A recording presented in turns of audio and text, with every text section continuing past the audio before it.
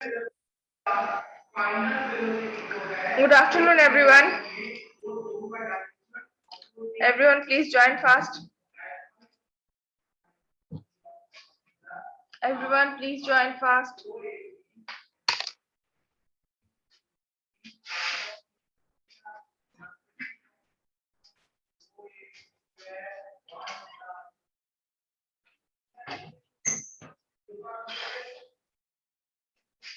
Everyone, please join fast.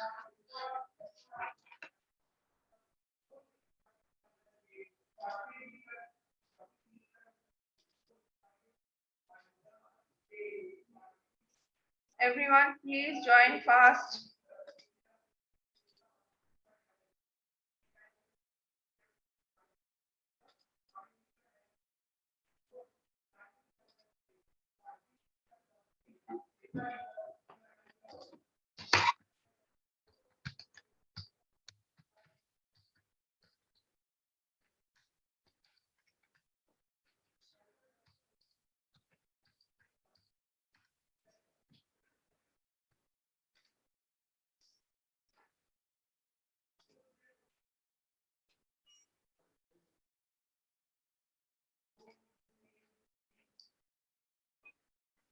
Everyone, please join fast.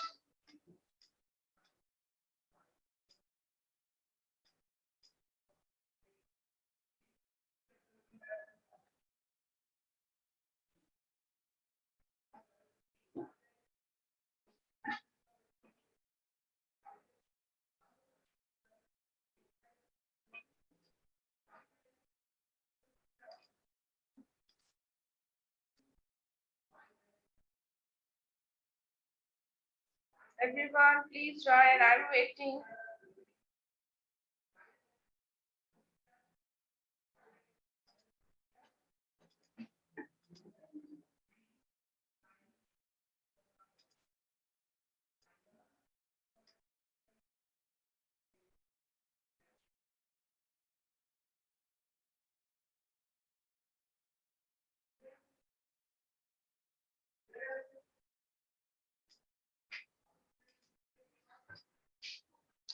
Everyone, please join fast.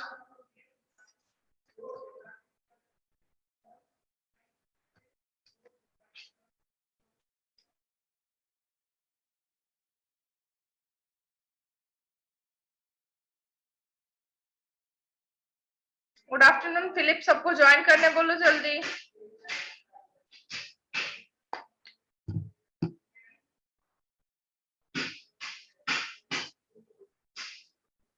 सबको join करने बोलो। Good afternoon ma'am. Good afternoon, जल्दी सबको join करने बोलो। वेट कर रही हूँ। Yes ma'am.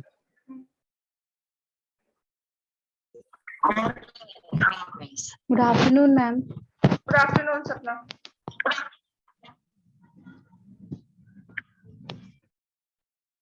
अच्छा, तुम लोग का एग्जाम का कुछ नोटिस आया है क्या? यस मैम, आ गया। 25 अगस्त से ही है। 25 अगस्त। यस तो मैम। 11 तारीख हो गया।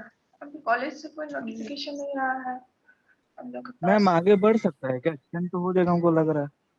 पता नहीं, क्योंकि जो देखे एक्चुअली कल रुपेश भेजा था, पर कॉलेज पे तो वैसा कुछ अभी तक सुने नहीं है।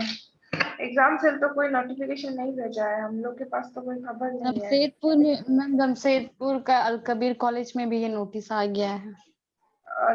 कबीर में आ गया है। Yes ma'am. मैम मेरी है, एक्सटेंड हो बगल का जाएगा। एक फ्रेंड तो वही बता रहा था। क्या क्या? बगल का एक फ्रेंड है तो वही बता रहे थे कि नोटिस आ गया। वो लोग कभी देखे थे रूटीन, तो 25 अगस्त से ही वो लोग कभी स्टार्ट है। अच्छा, पता नहीं, एग्जाम सेल में खबर करना पड़ेगा। मैम इम्पोर्टेंट क्वेश्चन दीजिएगा। क्या क्या? इम्पोर्टेंट क्वेश्चन सब मैम भेज दीजिएगा। हाँ, इम्पोर्टेंट क्वेश्चन हम मॉड्यूल पे अपलोड कर देंगे। आजकल में ही कर देते हैं हम इम्पोर्टेंट क्वेश्चन मॉड्यूल पे अपलोड। एक सेकंड, या फिर मेरा शायद होगा नहीं। ठीक है, हम दे देंगे important question. Okay, yes ma'am. तो स्टार्ट किया जाए। और कोई ज्वाइन कर नहीं कर रहा है? निधि, रुपेश, इन लोग। एनीवेज, तो मॉड्यूल 5 जो है, मॉड्यूल 5 में तो सीडीएमए का जो स्टैंडर्ड्स था उसके बारे में सारा डिस्कशन हो गया है। वायरलेस केबल टेलीविजन के बारे में भी लास्ट डे हम लोग डिस्कशन कर चुके हैं। तो अब मॉड्यूल 6 के और बढ़ते हैं हम लोग, और टाइम भी ज्यादा नहीं है हम लोग के पास।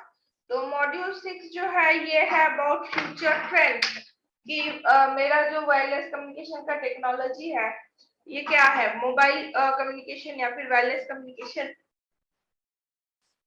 ये जो एक कंबाइंड टेक्नोलॉजी है ये अच्छा वॉइस क्लियर है ना आई थिंक मेरा?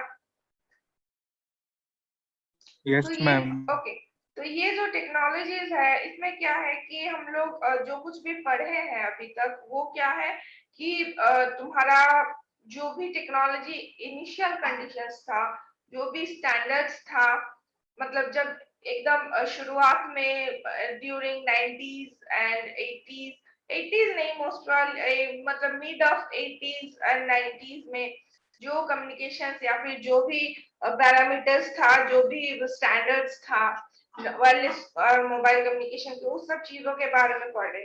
लेकिन प्रेजेंट डे का जो सिनेरियो है या फिर प्रेजेंट एरा में हम लोग जो सर्विसेज को अवेल करते हैं या फिर मोबाइल कम्युनिकेशन का जो टेक्नोलॉजी को हम लोग यूज करते हैं वो क्या है, बहुत ही अपग्रेडेड है। और यहाँ पे जो तुम्हारा नेटवर्क का जो कैपेसिटीज है, इसका जो सपोर्टिंग सर्विसेज है, सब कुछ क्या है, बहुत अपग्रेड हो चुका है। तो जैसे जनरेशन वाइज या फिर हम लोग को डे टू डे जैसे हम लोग का मतलब सब्सक्राइबर्स का जैसे रिक्वायरमेंट था, उस रिक्वायरमेंट के हिसाब से ये जो मोबाइल कम्युनिकेशन का जो टेक्नोलॉजी है वो जैसे जैसे अपग्रेड होता गया है, वैसे ही हम लोगों ने उसको अपग्रेड करते करते आज इस जगह में जाके पहुंचा है। तो ये जो चैप्टर है हम लोग का, चैप्टर 6 में, दैट इज फ्यूचर ट्रेंड्स, इस चैप्टर में हम लोग यही सारा अपग्रेडेशन के बारे में, कैसे स्टेप बाय स्टेप वे में या फिर जनरेशन टू जनरेशन वाइज कैसे ये जो मेरा मोबाइल कम्युनिकेशन का एंड वायरलेस कम्युनिकेशन का जो टेक्नोलॉजी है वो कैसे अपग्रेड हुआ है उसके बारे में हम लोग डिस्कस करेंगे। ओके, तो now let's go to the notes. तो हम लोग का मॉड्यूल 6 का जो नोट्स है, फर्स्ट पॉइंट जो था वो तो ओवरव्यू था। तो ओवरव्यू में हम लोग क्या देख सकते हैं, एक second,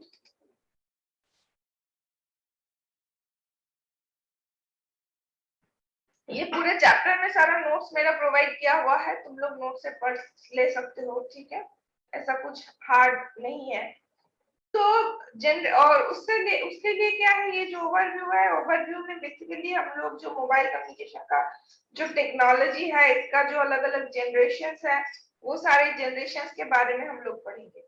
so in order to classify the generations for the mobile cellular development, it may be logical to use the multiple access schemes. In fact, तो ये जो जनरेशन है या फिर जैसे जैसे जनरेशन वाइज अपग्रेडेशन हुआ है मेरे सिस्टम्स में सारे मोबाइल कम्युनिकेशन का, उसमें क्या है, जो मल्टीपल एक्सेस टेक्निक्स जो कुछ भी यूज होता है, उस मल्टीपल एक्सेस टेक्निक्स का जो इम्पोर्टेंस है वो बहुत ज्यादा है। मतलब अलग अलग जनरेशन के हिसाब से अलग अलग मल्टीपल एक्सेस टेक्निक्स यूज हुआ है।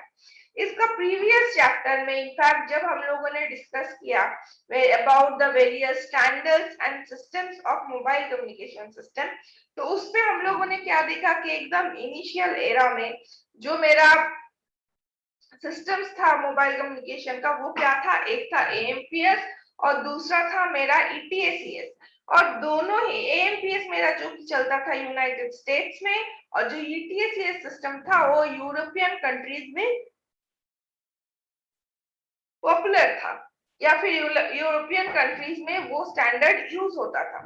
तो अब जो ये जो दोनों ही सिस्टम हम लोग देखे, ETSCS एंड AMPS, दोनों सिस्टम क्या है, ऑब्वियसली एकदम इनिशियल एरास का सिस्टम है मोबाइल कम्युनिकेशन का। अगर हम लोग देखेंगे तो ये जो इनिशियल एरास है या फिर इनिशियल एरा का जो सिस्टम है, तो इसको ऑब्वियसली हम लोग क्या बोलते हैं, फर्स्ट जनरेशन सिस्टम। और जिसको हम लोग जनरेशन को यहाँ पे हम लोग क्या जी से डिनोट करते हैं विथ अ कैपिटल जी। अभी जो हम लोग जैसे 4G 5G, जो अब मेरा जो जियो का है वो 4G है, और फिर अभी 5G का देखना, 5G सपोर्टेड नया जो सेट्स है वो आ रहा है मार्केट में। 4G में भी LTE है, वोल्टी है, ये जो अलग अलग है, ये सारा मतलब अलग अलग जनरेशन वाइज या फिर उसका सर्विस वाइज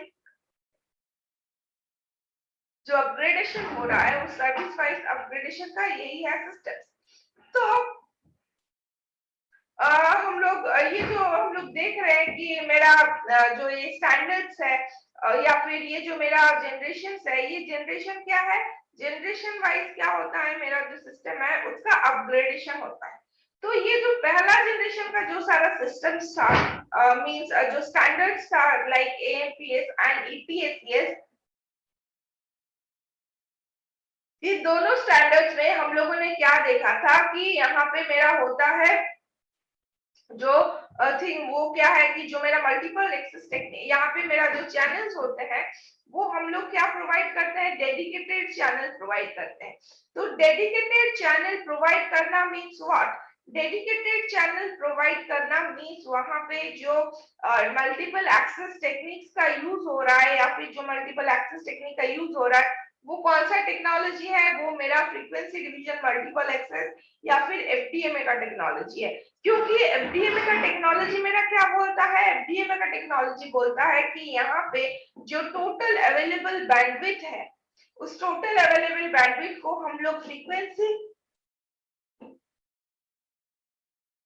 के हिसाब से अलग अलग चैनल में डिवाइड करते हैं। और FDMA का टेक्नोलॉजी में कोई भी चैनल का शेयरिंग नहीं होता, और चैनल्स जो होते हैं वो डेडिकेटेड चैनल्स होते हैं। तो इसीलिए मेरा क्या होता है कि फर्स्ट जनरेशन जो कि एक analogue frequency division multiple access, और ये जो फर्स्ट जनरेशन है all those are using the analogue modulation techniques.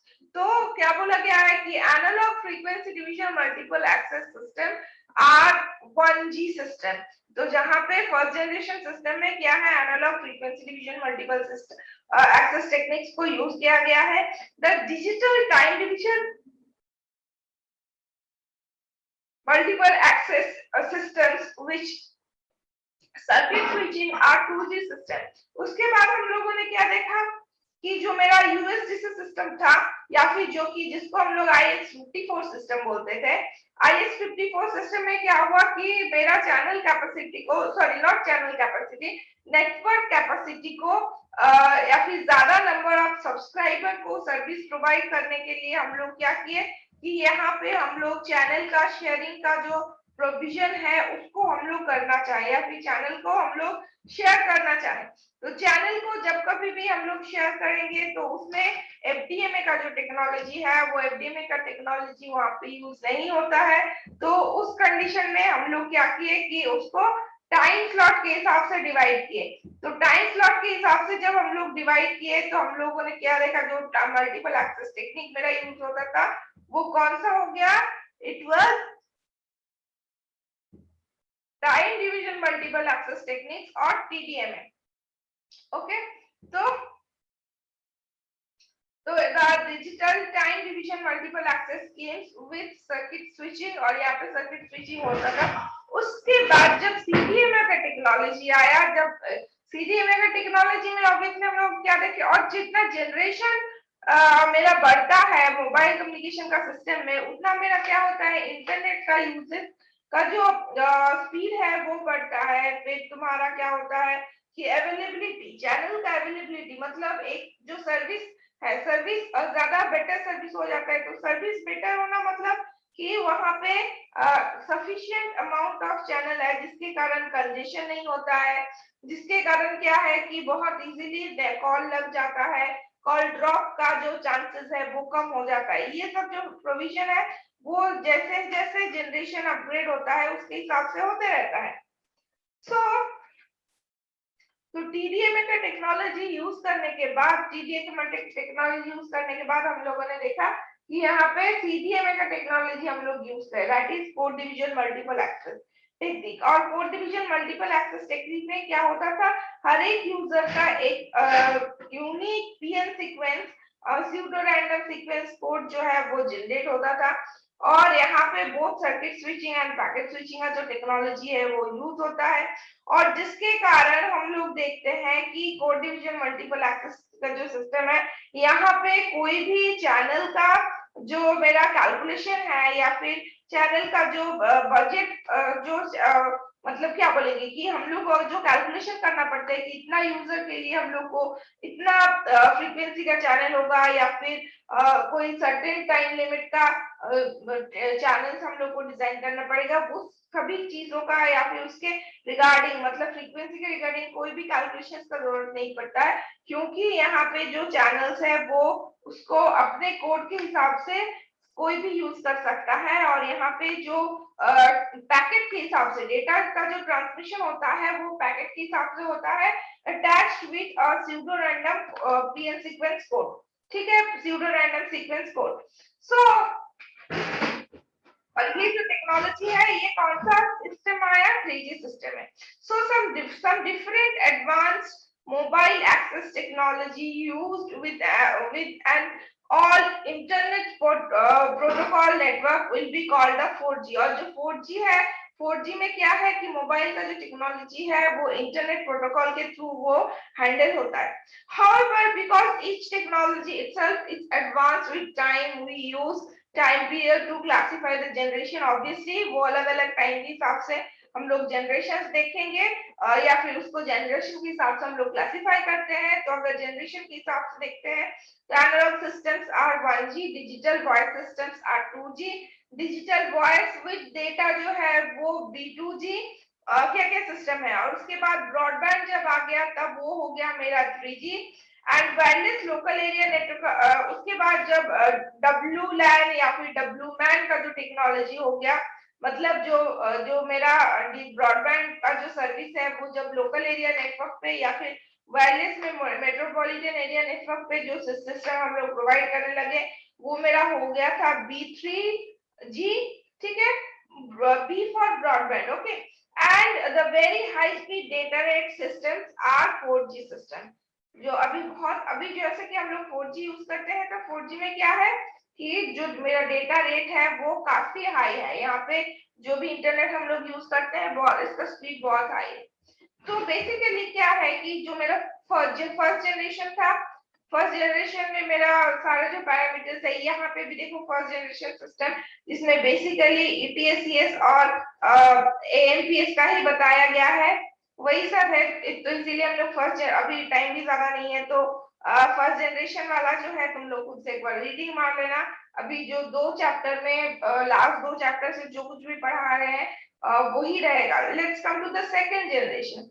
Second generation में क्या है, in 1983 European standard developed GSM 6 to 9, the original name जो कि GSM का टेक्नोलॉजी पढ़ा है मीन्स वहां पे डिजिटल जो टेक्नोलॉजीज है वो मेरा चालू हुआ जिसपे हम लोग क्या किए कि TDMA का technology use was first developed in Germany in 1991 and it was the first digital mobile cellular system in the world.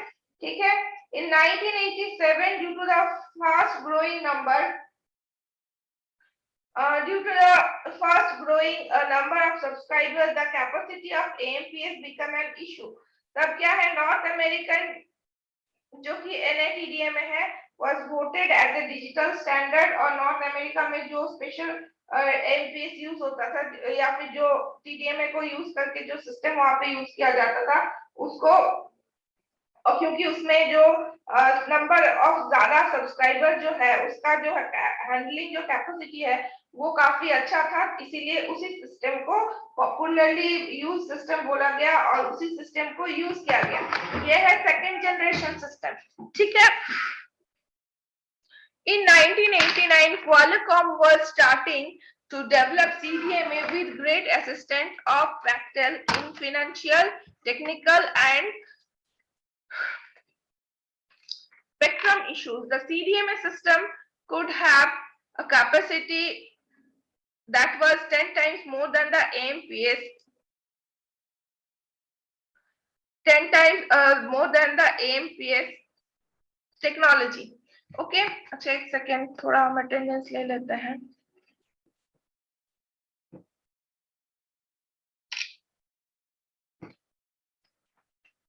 हम लोग बेसिकली यहाँ पे हम लोग क्या देख रहे हैं कि कैसे कैसे अपग्रेडेशन हुआ है, और यहाँ पे जो मेरा AMPS चैनल्स का जो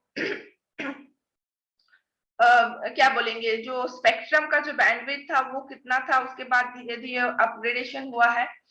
तो यहाँ पे बेसिकली कहाँ पे कौन सा चैनल यूज हुआ है या फिर कहाँ पे कौन सा टेक्नोलॉजी को कैसे अपग्रेड किया गया है, इस सारी चीजों के बारे में ही पढ़ना है। ठीक है, तो ये सब। अच्छा तुम लोग एक बात बताओ हमको कि तुम लोग क्लास कब तक करोगे? 25 से अगर एग्जाम है, उसका अगर नोटिस आ जाता है। हेलो निधे, हाँ तुम लोग क्लास कब तक करना चाहोगे? मैम कल ऑफलाइन क्लास।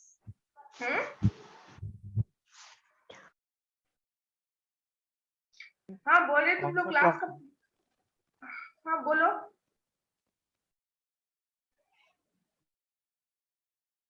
हाँ फिलिप बोलो, क्या बोल रहे हो? सुनाई नहीं दे रहा है। कौन वाला क्लास मैम? ये जो रेगुलर जो ऑनलाइन का क्लास चल रहा है, ये तुम लोग क्योंकि अगर 25 से एग्जाम हो जाता है, उससे पहले तो तुम लोग का इंटरनल्स वगैरह होगा, और तुम लोग क्योंकि आज का जो हम देख रहे हैं क्लास में अटेंडेंस काफी कम है, इतना कम अटेंडेंस नहीं रहता है, तो उसी के हिसाब से हम मैम पूछ रहे आपका हैं। आवाज नहीं आ रहा। आवाज नहीं आ रहा है? मैम आपका आवाज हेलो, प्रॉब्लम। अभी आ रहा है? आ रहा है मैम आपका आवाज। हाँ, तो बोल रहे कि तुम लोग क्लास कब तक करना चाहोगे? हेलो। अब आप जब बोले हम लोग तो रेडी ही हैं। नहीं देखो, क्लास तो रेगुलर बेसिस में हम ले रहे हैं, लेकिन आज हम जैसे देखे कि अटेंडेंस बहुत ही कम है, तो उसके हिसाब से ये मेरा क्वेरी था। हम तो क्लास लेंगे, अगर 24 तक तुम लोग क्लास करोगे तो हम तो क्लास लेंगे, वैसा कोई बात नहीं है।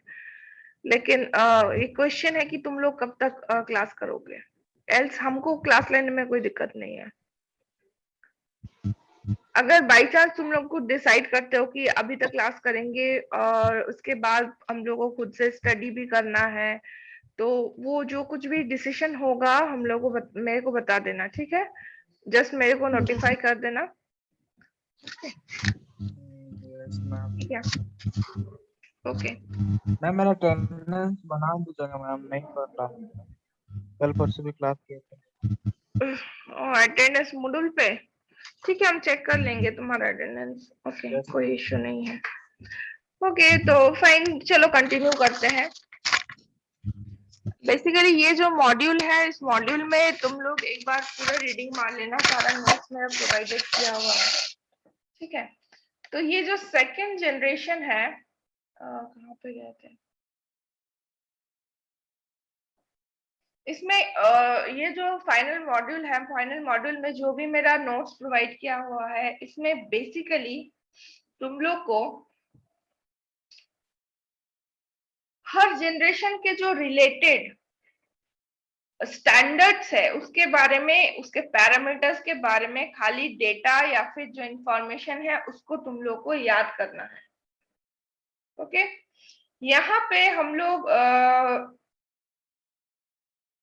इसमें कोई मतलब समझाने लायक कुछ वैसा है नहीं, यहाँ से तुम लोग खाली एक बार इसको रीडिंग मारना, ठीक है?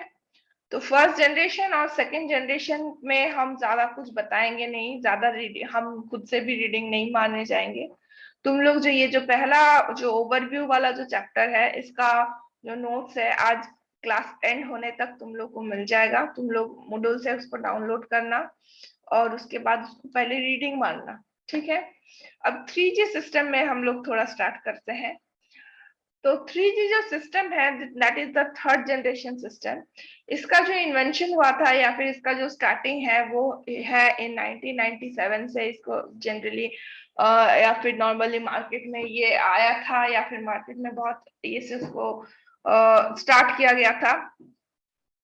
और इसका जो स्टार्टिंग हुआ था वो दो कंपनी इसको स्टार्ट की हुई थी, that is Docomo and Ericsson, ठीक है? And CDMA 1 was called 2.5G।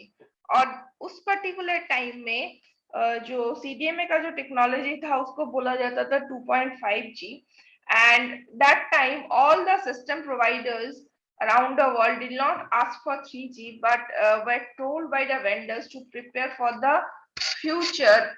तो तब जो ये जो TDMA का टेक्नोलॉजी मेरा या CDMA का टेक्नोलॉजी जो मेरा यूज होता था, तो उस कंडीशन में क्या है कि तुम्हारा CDMA का टेक्नोलॉजी जो कि एरिक्सन, ये दो कंपनी था जो टाटा डोकोमो, अब मतलब इंडिया में जब डोकोमो आया तो टाटा टेलीकम्युनिकेशन के साथ उसका जो पैचअप था, इसीलिए उसको हम लोग बोलते थे टाटा डोकोमो। और एरिक्सन मोबाइल जो है, एरिक्सन मोबाइल इसका वो हो सकता है कि वहां पे US में और अदर कंट्रीज में वो सिस्टम सर्विस प्रोवाइडर था, पर इंडिया में जो एरिक्सन का यूजर्स था वो बेसिकली हैंडसेट बनाने के लिए, या फिर उसका जो तुम्हारा सोनी के साथ उसका जो तुम्हारा कोलैबोरेशन था, तो वो बन गया था सोनी एरिक्सन। ठीक है, सोनी एरिक्सन का देखना बहुत पुराने हैंडसेट्स आते हैं, पहले था सोनी एरिक्सन, नोकिया, ये सब का हैंडसेट आता था। अभी तो मार्केट में बहुत सारा लोकल कंपनीज आ गई हुई है। तो तब जो CDMA का टेक्नोलॉजी यूज होता था उसको हम लोग बोलते थे 2.5G। और उसके बाद लेकिन क्या हुआ कि gradually day by day number of subscriber gradually increase होता गया। इनफैक्ट 1997 का जो सिनेरियो है इंडिया का, हम लोग खुद देख सकते हैं उसका। 1997 में मतलब शायद ही बहुत सभी के घर में फोन रहा होगा। हो सकता है कि बड़ा शहरों में लाइक मल्टी जो बड़ा बड़ा शहर है वहां पे 2-4 जन के पास रहा था, लेकिन अभी जैसे हर एक इंसान के पास, हर एक गांव देहात में किसी के ना किसी के पास जैसे मोबाइल का, या जो हर कोई इंसान जो मोबाइल का सर्विस को अवेल करता है, वो तब नहीं था। तो जैसे जैसे अभी का सिनेरियो के साथ अगर 1997 98 का अगर सिनेरियो का हम लोग कंपैरिजन करें, तो ऑब्वियसली हम लोग बोलेंगे कि ड्यूरिंग दिस टाइम पीरियड क्या है मेरा, कि जो नंबर ऑफ सब्सक्राइबर है वो बहुत ज्यादा बढ़ गया है। तो नंबर ऑफ सब्सक्राइबर अगर बहुत ज्यादा बढ़ गया है, मींस जो नेटवर्क का जो कैपेसिटी है उसको भी बढ़ाना था। तो ये ही फ्यूचर ट्रेंड्स को देखते हुए जो सारे सर्विस प्रोवाइडर्स थे सिस्टम का या फिर टेलीफोन सर्विस का जो प्रोवाइडर्स थे, सभी को बोला गया था कि एक बेटर टेक्नोलॉजी या फिर एक बेटर सिस्टम के लिए सबको काम करना है। So in on that perspective, in 1998 there were 13 proposals submitted to ITU, जो मेरा टेलीफोन अथॉरिटी था या फिर जो यूनियन था, इंटरनेशनल टेलीफोन का जो यूनियन है, उसको 13 प्रपोजल सबमिट किया गया, and 3 of them were chosen by OHG, that is operator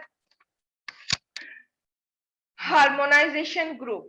ठीक है, हार्मोनाइजेशन ग्रुप जो मतलब जो स्टैंडर्ड ग्रुप्स है ITU इंटरनेशनल टेलीकम्युनिकेशन, जो मेरा क्या बोलेंगे उसका जो ग्रुप है उसके हिसाब से, या फिर उसका जो यूनिट है उसके हिसाब से।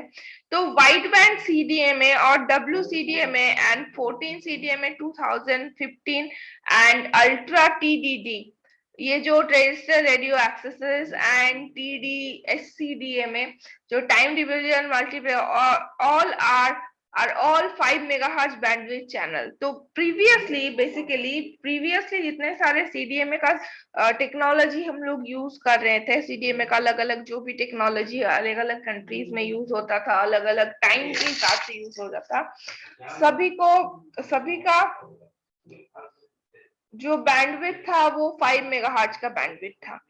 और एरिक्सन और डोकोमो, ये दो कंपनी जो है वो मेनली WCDMA के ऊपर काम कर रही थी, एंड द कैरियर बैंडविड्थ जो था वो 5 मेगाहर्ट्ज था, एंड द चिप रेट जो था वो था 3.84 माइक्रोचिप्स पर सेकेंड। अब ये जो वन वर्जन आया of 3G, that is called FOMA, that is Freedom of Mobile Multimedia Access, has been developed in the Japan।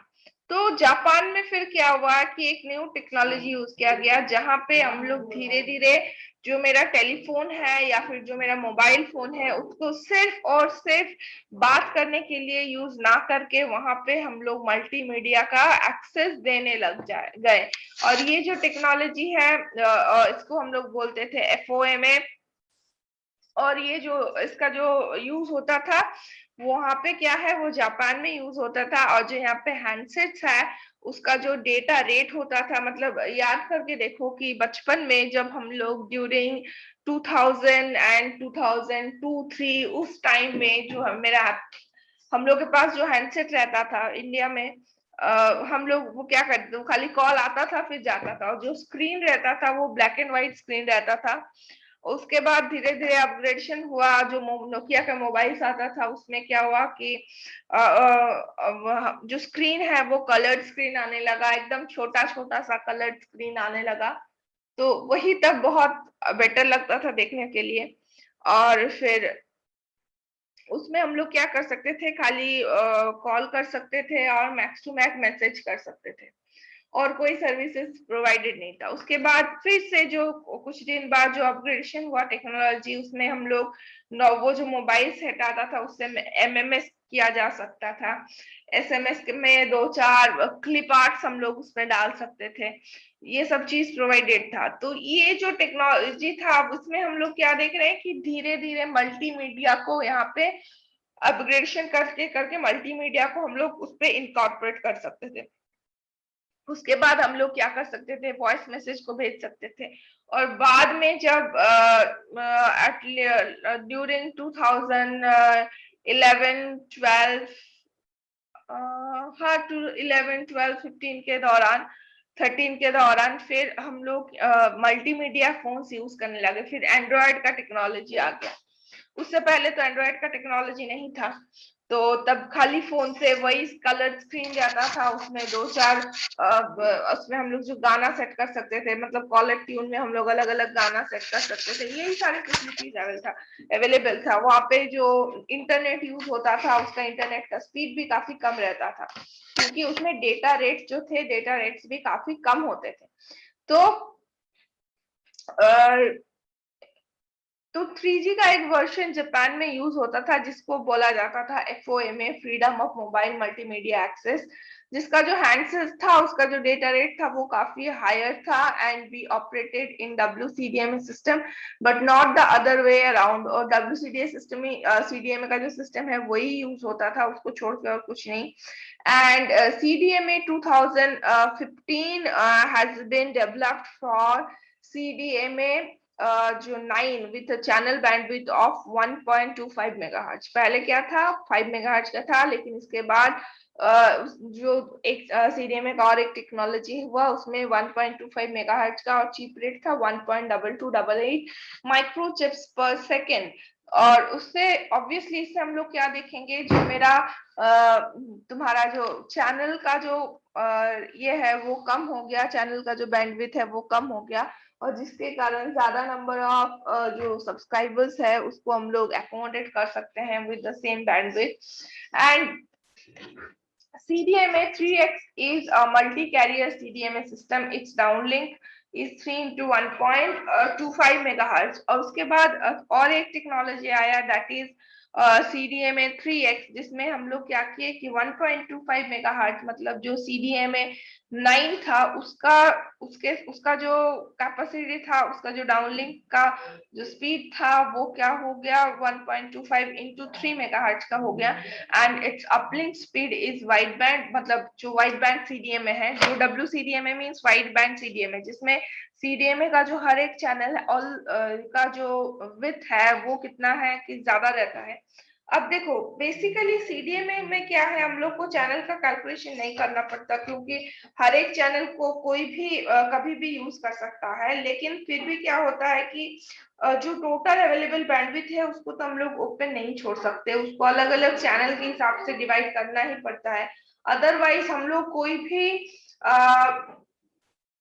पूरा जो मेरा नेटवर्क जब कभी भी हम लोग डिजाइन करेंगे तो हर एक नेटवर्क कोई नेटवर्क के अंदर हर एक जो मेरा बीटीएस है या फिर हर एक जो नोड है उसका ऑब्वियसली कुछ ना कुछ एक कैपेसिटी होगा कि वहां पे कुछ ना कुछ एक कैलकुलेशन होगा कि इस जगह में मुझे इतना नंबर ऑफ सब्सक्राइबर को सर्विस देना है। तो उसके हिसाब से एक तो कैपेसिटी का तो या फिर लिंक का जो कैलकुलेशन है वो तो करना ही पड़ेगा। तो उसके हिसाब से हम लोग बोल सकते हैं कि एक WCDMA और एक मीन्स एक वाइड बैंड CDMA एक नैरो बैंड CDMA का आया था। वाइड बैंड CDMA में हम लोग हमेशा 5 मेगाहर्ट्ज का जो बैंडविड्थ है चैनल बैंडविड्थ को यूज करते थे। लेकिन देखो जो CDMA 9 है उसमें क्या है, ये नैरो बैंड चैनल्स यूज हो रहे हैं, दैट इज 1.25 मेगाहर्ट्ज का चैनल यूज हो रहे हैं। और जो मेरा CDMA 3x का टेक्नोलॉजी है, CDMA का 3x में अपलिंक और डाउनलिंक के लिए अलग अलग बैंड्स यूज होते थे। अप डाउनलिंक के लिए 3 into 1.25 मेगाहर्ट्ज का band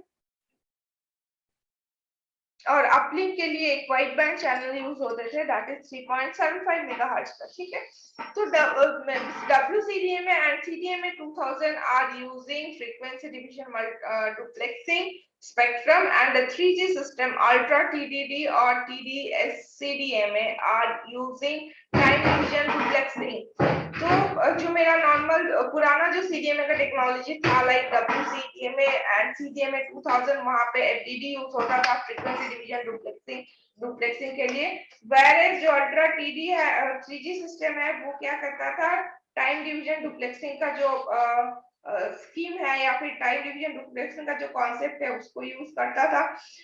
and spectrum incrementing multicolor, multi-slot and orthogonal variable spreading factor, यहाँ पे टेक्नोलॉजी। तो यहाँ पे मल्टी कलर मल्टी कोड है, क्योंकि TD जो 3D का है उसमें हम लोग क्या है 3G का जो सिस्टम है उसमें हम लोग क्या कर सकते हैं कि 3G सिस्टम में हम लोग CDMA करते हैं तो ऑब्वियसली मल्टीपल कोड को हम लोग वहां पे यूज करना पड़ता था। और यहाँ पे क्या है कि इसमें अलग अलग टाइम स्लॉट के हिसाब से भी, क्योंकि टाइम डिवीजन डुप्लेक्सिंग हम लोग यूज करते हैं तो अलग अलग टाइम स्लॉट के हिसाब से भी हम लोग इसको यूज कर सकते थे। और यहाँ पे क्या होता था,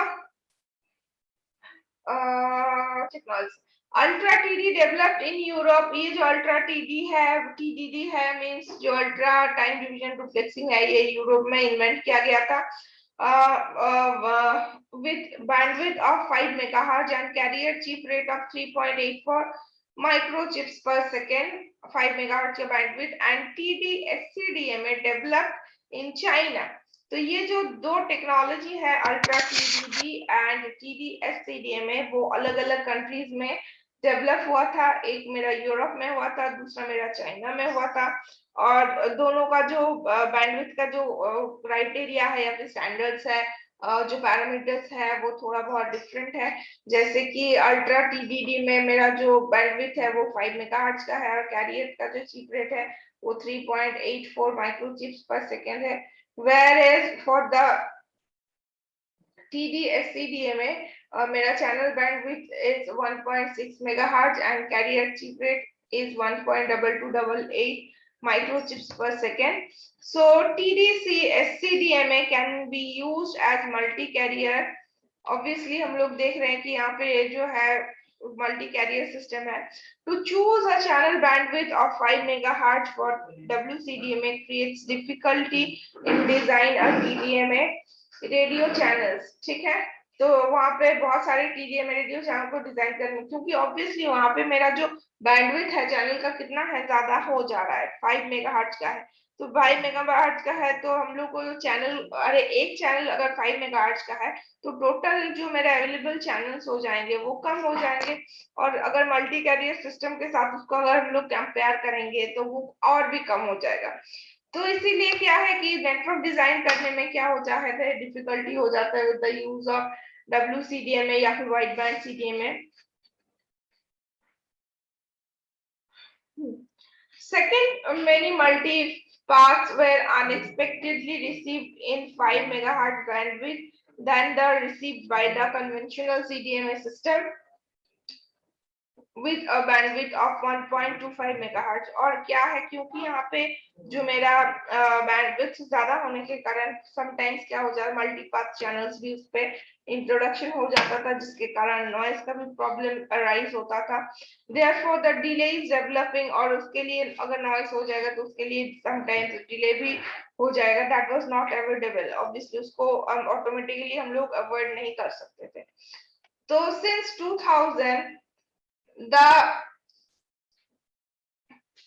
developing WCDMA system continued year after year, and in United Kingdom 3G spectrum license were auctioned in 1999 and awarded in 2000 for 4 system providers. Those are Vodafone, उसमें था Vodafone was one of the 4 system providers, and Vodafone bet US 10 billion in order to win the license for 30 megahertz, that is 2 into 15 nationwide FDD system.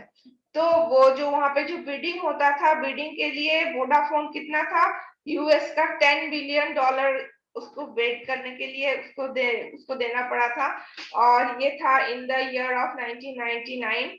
और वहां पे total Vodafone has already waited for 5 years and it's very concerned about the 3G developments not only in Europe but worldwide। ठीक है, तो Vodafone is क्या बोलेंगे कि जो 1999 में या फिर 2000 के अराउंड जो सर्विसेज हम लोग को मिलता था, उसमें यूनाइटेड किंगडम में specially in Britain and London, ये वोडाफोन ही पहले 3G का जो सर्विस है वो वहां पे प्रोवाइड किया था। ठीक है, नाउ अगर हम लोग 4G का सिस्टम देखें इन द पास्ट 20 इयर्स,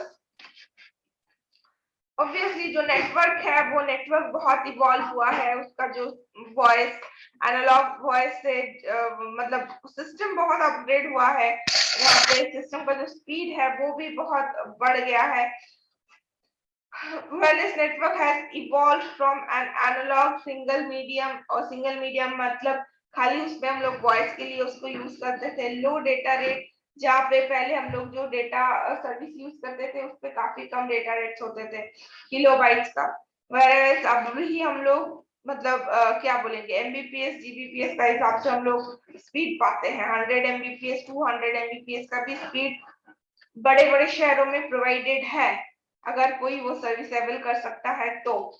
अच्छा, टाइम खत्म होने वाला है, 1 सेकेंड मतलब 1 मिनट से भी कम टाइम है, तो कभी भी कट सकता है, हम जब कट जाएगा तो कट ही जाएगा। ठीक है, तो उसके बाद क्या है कि 4G का जो सिस्टम है, 4G का सिस्टम आने लगा, एंड जो July 2008 had made a requirement for the 4G system as follows, और 2000 not 8 sorry in the 2003 क्या हुआ कि 4G सिस्टम के लिए ये सारा जो स्टैंडर्ड्स है इसको मेंटेन करके सिस्टम को प्रोवाइड करने के लिए बोला गया, और जिसमें एक था कि at a stand still condition the transmission data rate should be 1 Gbps, जो डेटा ट्रांसमिशन का रेट है जहाँ पे स्टैंड बाय है, मतलब मूविंग कंडीशन नहीं है, अगर मेरा मोबाइल जो है, मेरा डिवाइस जो है वो मूविंग कंडीशन में नहीं है तो डेटा रेट 1 Gbps होना चाहिए, एंड मूविंग कंडीशन